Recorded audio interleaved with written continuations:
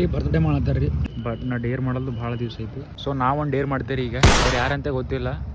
ಅವ್ರ ಹತ್ರ ಹೋಗಿ ಅವ್ರ ಬರ್ತ್ಡೇ ಮಾಡಿ ಅವ್ರದ್ದೇ ಕೇಕ್ ತಿಂದು ಬರ್ತೇವೆ ನೋಡೋಣ. ನಾ ಇಲ್ಲಿ ಕಾಯ್ಲತ್ತಿದ್ದೆ ರೀ.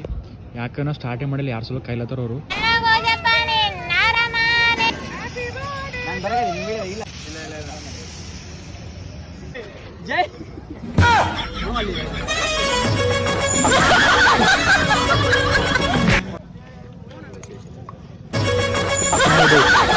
Happy birthday.